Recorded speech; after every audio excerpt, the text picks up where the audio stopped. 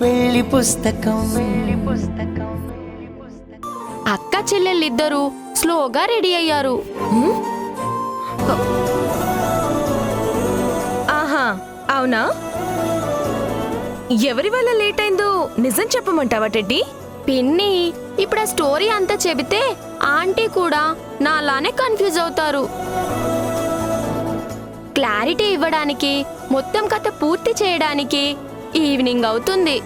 So function అయ్యాక detail గా చెప్దాం. ఏమైందండి? సింపుల్ గా చెప్పాలంటే హరిప్రసాద్ గారి కుటుంబంలో సమస్యలన్నీ తీరిపోయాయి. అందరూ ఒక్కడిగా కలిసిపోయారు. కట్టే కొట్టే తెచ్చేలాగా భలే చెప్పారు నందు గారు. అమ్మ తనుజ, నువ్వు కూడా సాక్షికి గాజులు వేయమ్మా.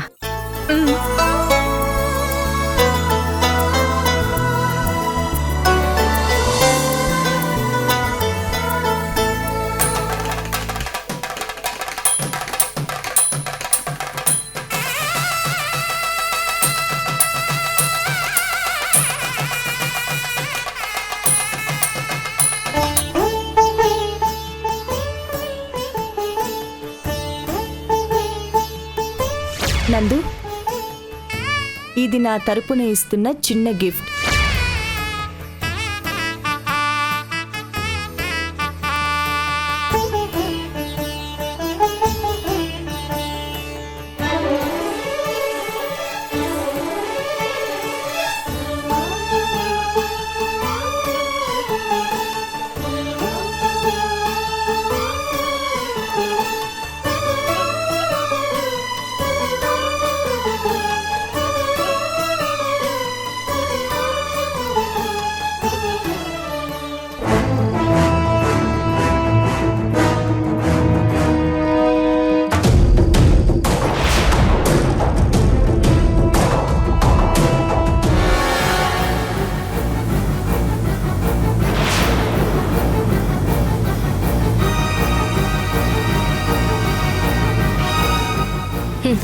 ఈ విషయం నీ గొంతులో పొయ్యాలని ఎన్నో రోజుల నుండి వెయిట్ చేస్తూ ఉంటే ఇప్పుడు దొరికింది ఆ అదృష్టం.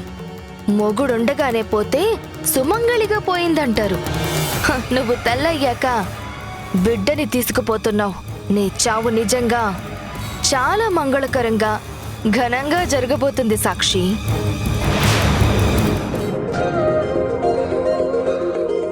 మీ డాడీ చందు మిస్ అయ్యారు. వాళ్ళు కూడా వస్తే బాగుండేది. ఇది లేడీస్ ఫంక్షన్ అని అవాయిడ్ చేశారా ఆంటీ?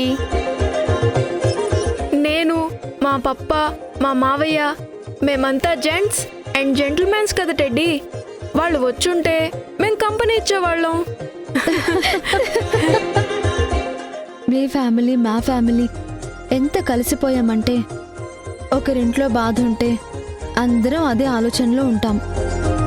అదే ఏదైనా ఫంక్షన్ అయితే అందరం కలిసి సెలబ్రేట్ చేసుకుంటాం. అసలు ఈ రెండు ఫ్యామిలీస్ ని కలిపిందే మేము. మా ఫ్రెండ్షిప్ లేకపోతే మీరు ఒకరికొకరు తెలిసేవారే కాదు. ఎస్ డాడీ, నువ్వు చెప్పింది కరెక్ట్. కరెక్ట్ కాదు పప్పా, మా ఇద్దరికి గ్రాండ్ ట్రీట్ ఇవ్వాలి. ఈసారి ట్రీట్ మీ పప్పా కాదు సిద్ధు, నీకు చెల్లి పుట్టిన తర్వాత నేనే ఇస్తాను. మ్యూజిక్ పార్టీ కూడా పెట్టుకుందామమ్మా. ఒక్క మ్యూజిక్కే కాదు, డాన్స్, డీజే, కలర్ బ్లాస్ట్ అన్నీ కలిపి సెలబ్రేట్ చేసుకుందాం.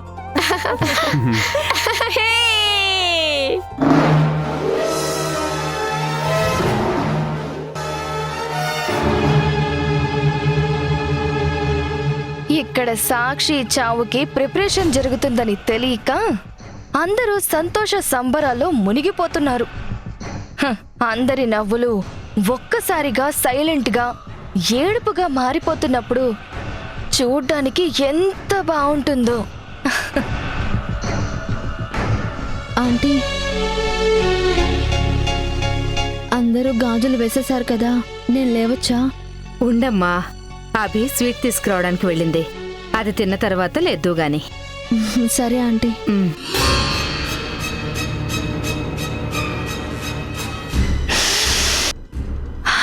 కమ్మని నేతి వాసన హ, ఈ కాలకూట విషాన్ని కనబడనివ్వకుండా దాచేస్తుంది. 3 చుక్కలతో నువ్వు, నీ కడుపులో బిడ్డ, అందరి ఆనందం అన్నీ ఒకేసారి మాయమైపోతాయి.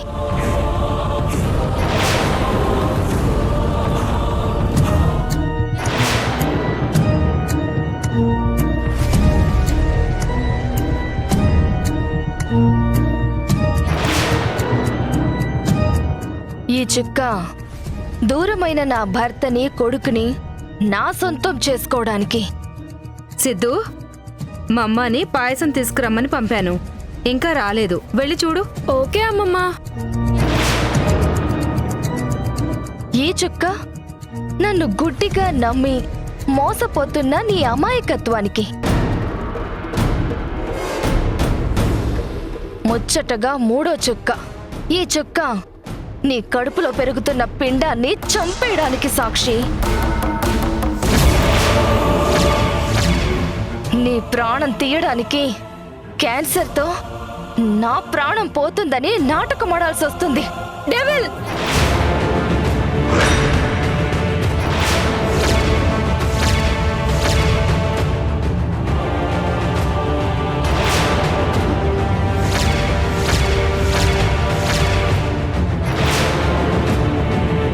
ఆ పాయసంలో ఏం కలిపావు? ఆ,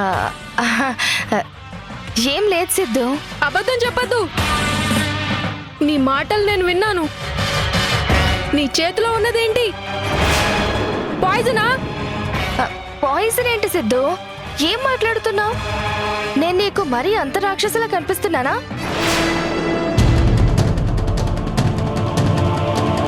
నా మీద నమ్మకం లేదా సిద్ధు? ఈ మమ్మ మారిపోయిందిరా. అందరి మంచి కోరుకుంటుంది. నో, నువ్వు అబద్ధం చెప్తున్నావు. మా అమ్మని చెల్లిని చంపాలనుకుంటున్నావు.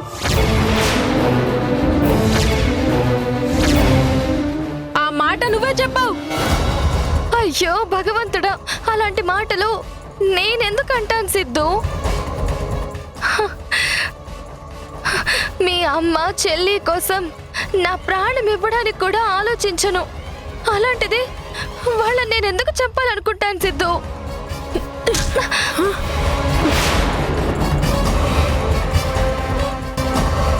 చెప్పాను కదా సిద్ధు, నా చేతుల్లో ఏం లేదు నాన్న.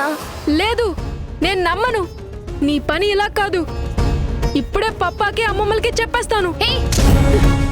ఈసారి నా ప్లాన్ ని ఫెయిల్ అవ్వనివ్వను. నువ్వు కాదు కదా, ఆ దేవుడు అట్టొచ్చినా క్షమించను. నన్ను వదులు, నన్ను వదులు, వదులు నన్ను.